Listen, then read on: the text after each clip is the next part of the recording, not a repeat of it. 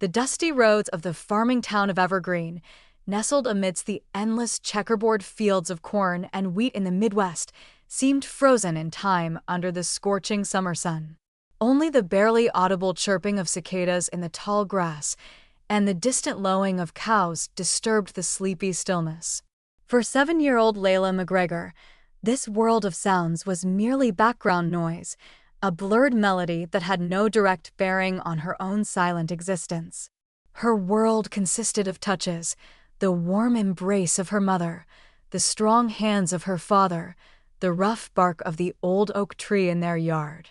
It was filled with visual images, the vibrant colors of the setting sun blazing on the horizon, the whimsical patterns of shadows dancing on the walls of her room, the shifting expressions on the faces of her loved ones.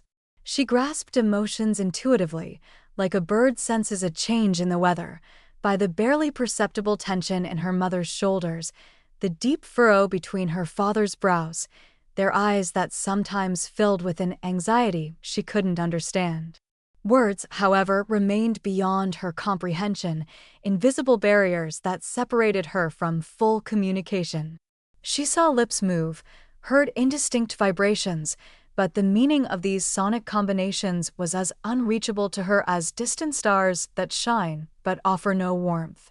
In her own mind, words existed as vague images, emotional imprints, but they could never find their way out, trapped deep inside like birds in a closed cage. Layla communicated in her own way.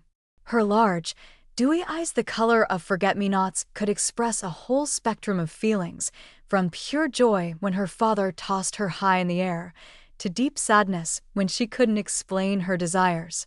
Her small hands became conductors of her thoughts, a pointing finger reaching for a desired object, a tight hug expressing love, a bashful lowering of her head indicating shyness.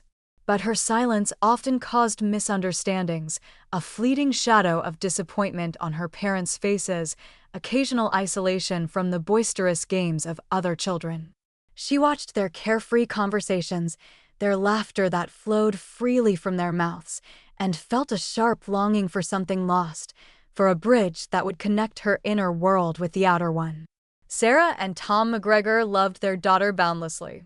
From the first day, their lives revolved around this quiet, observant child. They went through countless consultations with doctors, speech therapists, psychologists, clinging to every word of hope, but each diagnosis sounded like another sentence. Emotional barrier, deep-seated fear, these medical terms did not ease their parental pain, their helpless desire to hear even one word from their child. They read her stories, slowing down each word, showed her pictures, trying to elicit any kind of vocal reaction. They surrounded her with love and patience, but in their eyes, Layla sometimes caught a glimpse of sadness, a shadow of unspoken worries. And this silence that permeated their cozy farmhouse became another invisible member of their family, a constant reminder of their helplessness. But deep down in Sarah and Tom's hearts, a tiny spark of hope never faded. They believed that someday, in her own special time, Layla would find her voice. They continued to search, to explore, never losing faith that somewhere there was a key that would unlock the door to her silent world. The hippotherapy stable was located on the outskirts of Evergreen, in a picturesque area where green pastures gently sloped into a low forest. The wooden building looked simple but cozy, smelling of fresh hay, horse sweat, and the faint dampness from daily cleaning. The air held an atmosphere of calm and peace, a contrast to the bustling life of the farming town. Inside the stable, a peculiar quiet reigned, broken only by the soft whinnies of horses, the muffled clatter of hooves on the wooden floor, and the calm voices of instructors. Sunlight streamed through the high windows, illuminating columns of dust that slowly danced in the air and the smooth flanks of resting horses in their stalls. Layla first came here holding her mother's hand on a warm spring day. Her large eyes cautiously surveyed the new place, absorbing every detail. She smelled the hay that filled the air, saw the majestic horses standing quietly in their enclosures, their muscular bodies gleaming under the rays of light. Thunder stood in one of the spacious stalls at the end of the stable. His chestnut coat looked particularly soft and warm in the light streaming from the window. He slowly shifted his weight, occasionally exhaling softly. His large head, with intelligent, gentle eyes, was lowered as he chewed on a portion of hay. Sarah carefully led Layla to Thunder's stall fence. The girl stopped, gazing at the horse in fascination. His size initially seemed a little intimidating, but there was no threat in his calm gaze, only wisdom and kindness. Thunder sensed their presence. He stopped chewing, raised his head, and turned it in their direction. His large, dark brown eyes met Layla's wide, curious ones. In that moment, time seemed to stand still. An invisible spark, a quiet impulse of understanding, passed between the child and the horse. Thunder slowly approached the fence, his large body moving smoothly and silently. He cautiously extended his long muzzle, his nostrils quivering with curiosity as he caught new scents. He sniffed Layla's outstretched hand, which was hesitantly gripping the railing. Instead of recoiling, Layla felt an overwhelming desire to touch this majestic yet so calm creature. She carefully let go of the railing and reached out her small hand. Her fingers lightly brushed the soft fur on his nose. The feeling of warmth and silkiness under her palm was unexpected and pleasant. In that moment, her heart seemed to give a soft leap. She felt a strange, unfamiliar sensation, not fear, but a quiet awe, almost reverence for this large and gentle animal. A new light appeared in her eyes, different from her usual observant gaze. It was the light of genuine interest and a first, hesitant trust. Sarah, standing beside her, holding her breath, watched this quiet interaction. She saw Layla's tense body relax, the usual guardedness disappear from her face. In this moment, she felt a faint but so desired glimmer of hope. Perhaps this special animal could touch her daughter in a way that no doctors or therapists had been able to. From that day on, Layla began to find an inexplicable comfort in Thunder's presence. After school, she often asked her mother to take her to the stable. She would sit by his stall for hours, watching his habits, how he ate, drank, and rested. Her silent company didn't seem to bother the horse. He always responded to her presence calmly, sometimes approaching the fence to receive another gentle stroke. She learned to recognize his moods, the slight swish of his tail, his quiet chewing, his soft whinnies. She sensed his strength and gentleness at the same time, his patience and kindness. In Thunder's world, there was a quiet, similar to her own, but this quiet wasn't oppressive or isolating. It was filled with peace and understanding. Layla's growing interest didn't go unnoticed by Sarah. She saw how her daughter was changing, how her eyes became more alive and emotional after each meeting with Thunder. And in her heart, the hope that this special connection might be the very key that would finally unlock the door to her child's silent world grew stronger. The first hippotherapy sessions proceeded at a calm pace, mainly focused on Layla feeling comfortable on Thunder's back and getting used to his movements. Emily led the horse at a slow walk around the arena, her calm voice gently narrating each action, explaining to Layla how to hold on and how to respond to the horse's motion. Layla initially sat on Thunder tensely, her small hands gripping the special handles on the saddle tightly. Her gaze was fixed on the horse's back in front of her, her body instinctively trying to maintain balance. But gradually, with each lap, with each smooth stride of Thunder, her tension eased. She began to feel the rhythm of his gait, the gentle sway of his broad back, the warmth of his large body beneath her. Emily encouraged Layla to touch Thunder during the ride. At first, the girl did so hesitantly, only her fingertips lightly stroking the soft fur on his neck. But with each session, her touches became more confident and prolonged. She ran her palm along his strong back, feeling the tension of his muscles as he moved, the softness of his mane as the breeze gently stirred it. These tactile sensations were a new form of communication for Layla, a way of getting to know this large and calm creature. Through touch, she sensed his strength, his patience, his kindness. Thunder seemed to understand her hesitant attempts, responding to her touches with a soft exhalation or a gentle turn of his head. During the sessions, Emily also encouraged Layla to perform simple exercises on Thunder's back, reaching her arms up, twisting her torso, trying to maintain balance without holding on. These exercises not only improved her physical condition, but also helped her feel more confident in herself, to trust the horse's movements. Layla reacted to these tasks in different ways.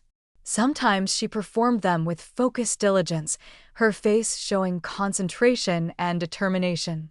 Sometimes she hesitated, her gaze turning to Emily for support. But Thunder always remained her reliable partner, his stability and smooth movements giving her a sense of security. Emily watched Layla attentively, her calm voice supporting every attempt. She never pressured the girl, allowing her to move at her own pace, to build trust in the horse gradually. She told Layla about Thunder, about his personality, about his love for people, trying to establish an emotional connection between them. Thunder is very sensitive, Layla, Emily said softly. He feels your mood. When you are calm, he is calm too. When you are scared, he senses it and tries to be even more careful. Layla listened intently, her gaze fixed on Emily, trying to understand every word. She looked at Thunder, at his calm eyes, and began to sense the special sensitivity Emily spoke of. It seemed as if there was an invisible bond between her and the horse, a silent understanding. After each session, Layla felt slightly different, more relaxed, more focused, with a kind of quiet inner peace. She was still silent, but her eyes became more expressive, her gestures more confident. She began to smile more often, especially when she saw Thunder. Sarah and Tom watched these small but significant changes in their daughter's behavior with great hope. They saw her growing affection for Thunder, her quiet joy after each visit to the stable. They understood that something important was happening, that this gentle horse was gradually melting the ice that surrounded their child's heart. The first touch of Thunder became for Layla not just a physical contact, but the first step towards opening up to a new world, a world of trust, peace, and the possibility of communication, for now without words, but with a deep emotional resonance. All right, let's proceed with the translation of Chapter 4, On the Giant's Back, for your American audience. This chapter will focus on Layla's growing confidence while riding and the emergence of their nonverbal communication. With each subsequent hippotherapy session, Layla felt more and more confident on Thunder's back. Her body was no longer as tense, her movements becoming smoother and more coordinated. She learned to feel every muscle in the horse beneath her, to anticipate his steps, to gently follow his rhythm. Now, she wasn't just passively sitting, she actively interacted with Thunder while riding. Emily encouraged her to use the reins to gently guide the horse, change his pace and direction. At first, these attempts were hesitant, but gradually Layla began to understand how light touches on the reins affected Thunder, how he responded to her barely perceptible signals. This newfound sense of control gave Layla a feeling of power and independence. Sitting on the back of this large, mighty creature, she felt taller, stronger, capable of directing her movement through space. This sensation contrasted with her usual silent and passive existence, filling her with a quiet but profound joy. While riding, Layla began to unconsciously communicate with Thunder through gestures and emotions. When she felt happy, her body relaxed, a smile appeared on her face, and she would instinctively stroke his neck. When she felt uncertain or scared, her body tensed again, and she would grip the saddle handles tighter, seeking support in Thunder. Thunder seemed incredibly sensitive to these nonverbal cues. He felt her mood, her emotional state. When Layla was tense, his gait became particularly smooth and careful. When she relaxed and smiled, his stride became more lively and rhythmic, as if he shared her joy. Emily watched this quiet interaction between the child and the horse attentively. She saw their trust in each other grow, their special, silent dialogue. She used every opportunity to encourage Layla's further interaction, offering her new tasks that required not only physical coordination, but also an emotional connection with Thunder. "Try asking Thunder to stop, Layla," Emily said softly. "Gently pull back on the reins and tell him. Just think about it." Layla concentrated, picturing the stop in her mind. She barely tightened the reins, and, to her surprise, Thunder came to a smooth halt. Her eyes widened in wonder and quiet delight. She looked at Emily, and for the first time in a long time, a genuine, radiant smile appeared on her face. These small moments of nonverbal understanding became more and more frequent. Layla began to realize that she could communicate with Thunder not only through touch, but also through her thoughts, through her emotions, which he seemed to sense on some deep, intuitive level.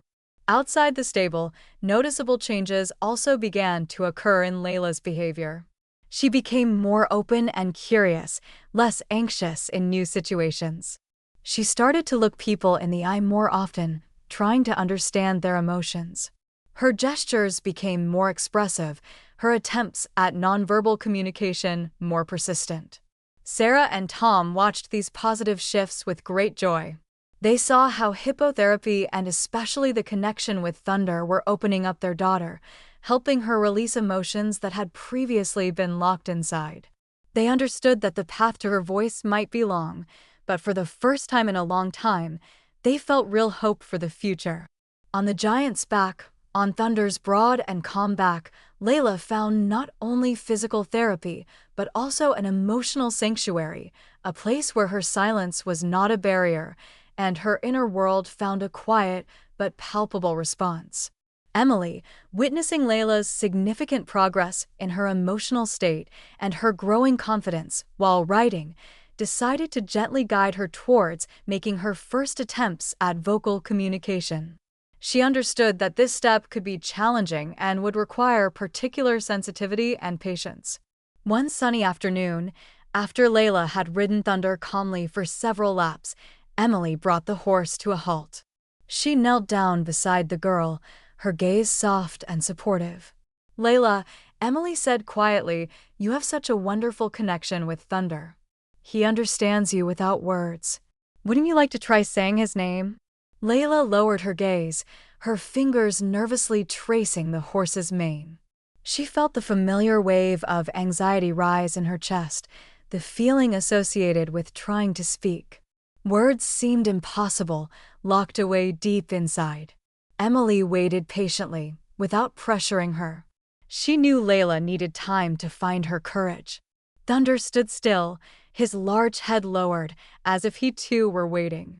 A long minute passed, filled only with the horse's soft breathing and the barely audible rustling of leaves outside the stable window.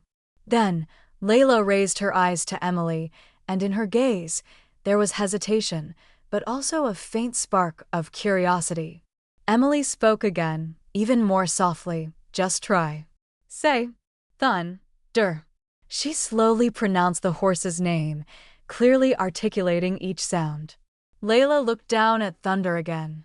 She ran her small hand over his warm nose, feeling his soft breath beneath her fingertips. Something in the horse's calm presence, in his unconditional acceptance, gave her a sense of security, the kind needed to attempt this daunting step. She took a deep breath, her small chest rising almost imperceptibly. Then, very quietly, almost a whisper, a faint sound escaped her lips. "Un." It was just a fragment of the word, but for Emily and Sarah, who was watching them from the side, it sounded like music. Tears welled up in Sarah's eyes, this time tears of pure, boundless joy. Emily smiled, her eyes shining with encouragement. "That's wonderful, Layla. You almost said it. Try again. Thunder." Layla tried again. This time, the sound was a little louder, a little more confident. Thunder. It was a barely audible word, but it was clear, understandable. Thunder seemed to sense the significance of the moment. He turned his head and gently nudged Layla's shoulder with his nose, as if acknowledging her first word.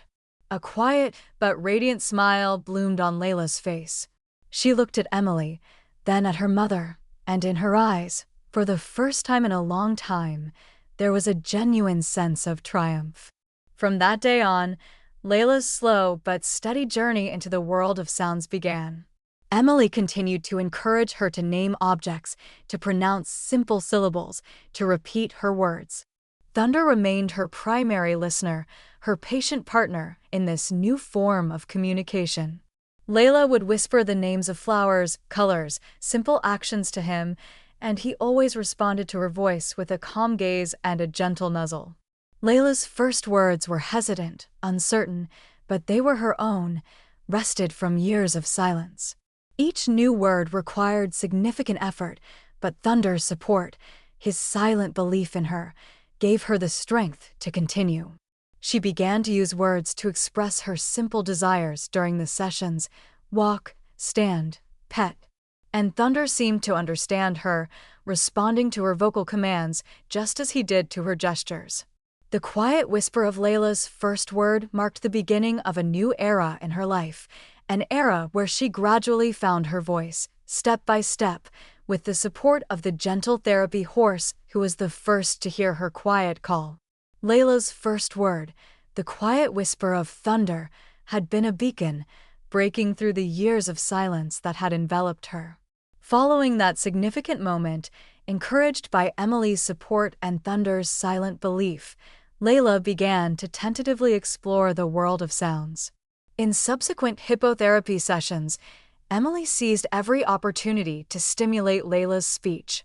She would point to different parts of Thunder's body, naming them, and ask Layla to repeat. At first, these were just single syllables: mane, leg, tail, which Layla would pronounce with great effort, her face furrowed in concentration. But each correctly spoken word brought her a sense of small triumph, reflected in the sparkle in her eyes and Emily's encouraging smile. Gradually, Layla began to transfer her newfound communication skills to home. One evening, sitting with her parents at dinner, she unexpectedly said in a quiet voice, "Mom, Ma." Sarah, who was just bringing a spoonful of food to her mouth, froze, tears welling up in her eyes. Tom, who had been silently reading the newspaper, put it down and looked at his daughter in astonishment. "Layla? Did you say?" "Mama?" Sarah whispered, her voice trembling with emotion. Layla nodded hesitantly, her gaze flitting between her parents' moved faces.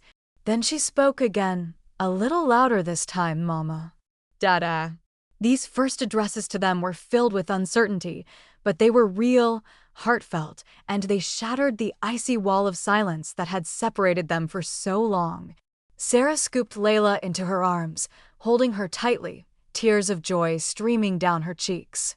Tom gently stroked his daughter's hair, his face radiant with a happiness he hadn't felt in years. From that evening, Layla began to gradually incorporate words into her daily life. At first, these were simple names of objects: table, chair, book, which she would pronounce slowly and carefully, as if savoring each sound. She would point to things and ask, "What's that?"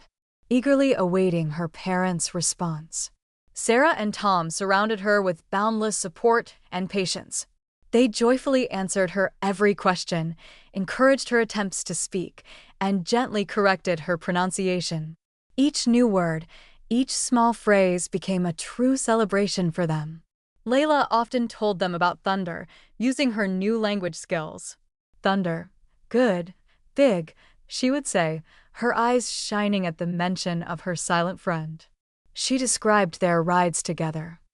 Her feelings on his back, the special quiet that existed between them, which was now no longer a sign of disconnection, but a symbol of deep understanding.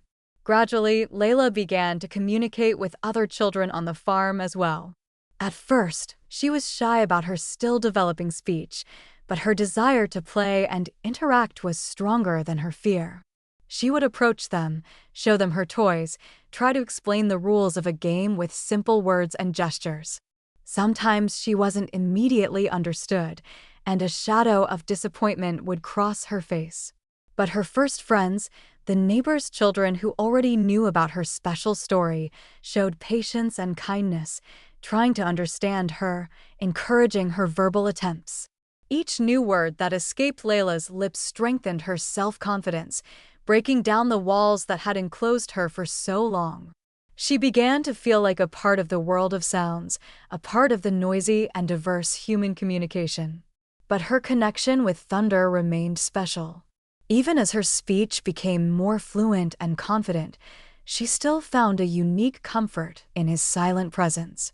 They could spend hours together in the stable, not exchanging words, but understanding each other on some deep, emotional level. Thunder remained her first listener, her silent inspiration, the one who first heard her quiet whisper and helped her voice grow stronger. All right, let's proceed with the translation of Chapter 7, Friendship Beyond Words, for your American audience.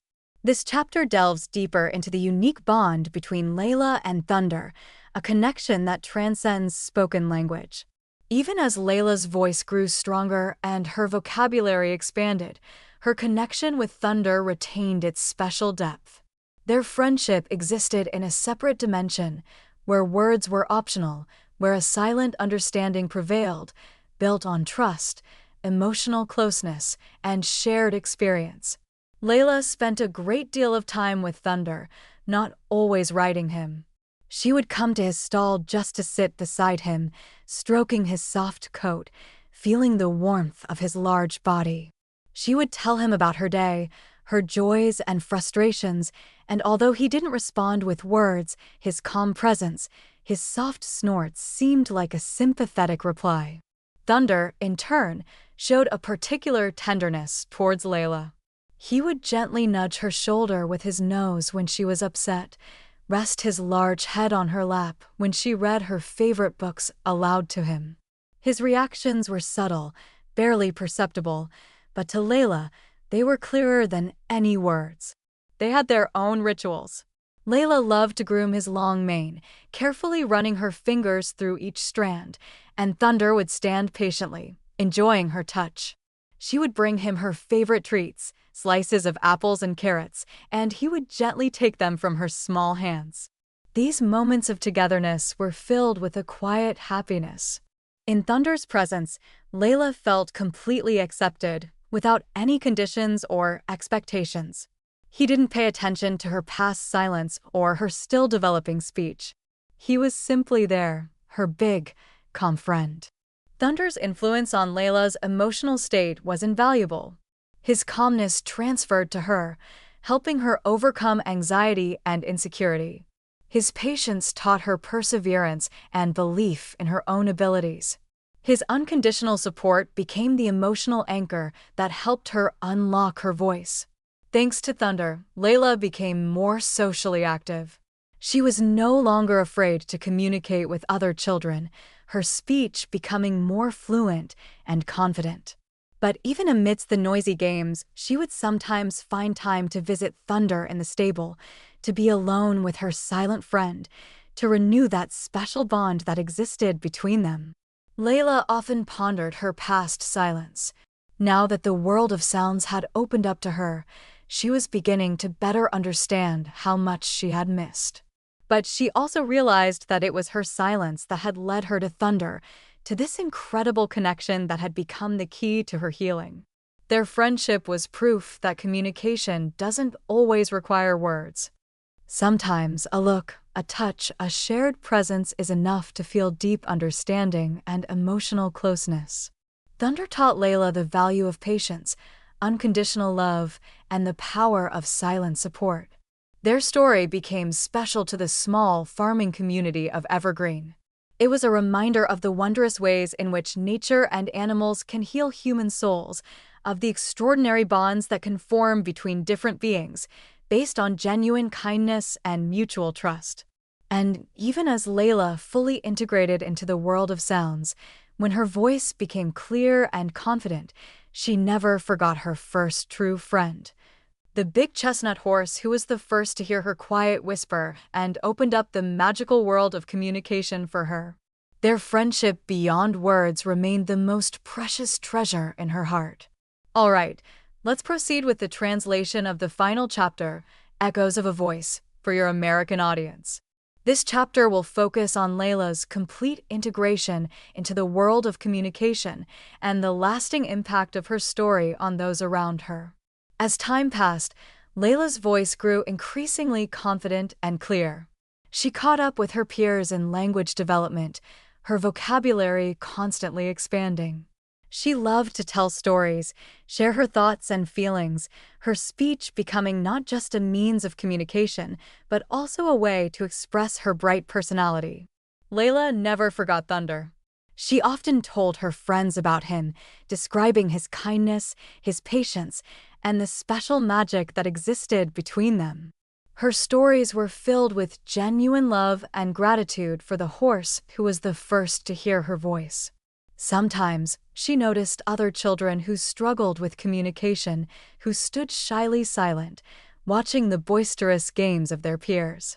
Layla felt a particular empathy for them, remembering her own struggles. She would try to approach them, offer her friendship, encourage them to speak, using her own experience as an example of hope. She would tell them about Thunder, about how he had helped her find her voice without ever needing a word in return. Her sincerity and openness often helped these children take their first hesitant steps toward communication. Layla's story became well known in the small, farming community of Evergreen. Her healing through hippotherapy and her special bond with Thunder evoked genuine admiration and respect. Many parents facing similar challenges with their children began to inquire about hippotherapy as a potential treatment.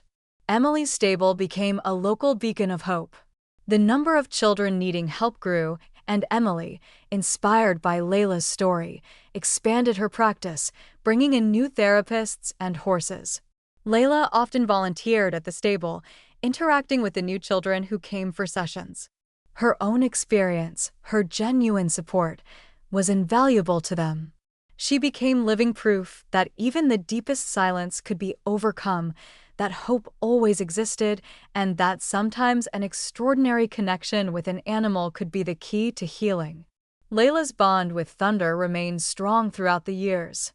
Even as she became a teenager and her interests broadened, she never forgot her first true friend. She would often come to the stable to spend time with him, sharing her adolescent dreams and worries.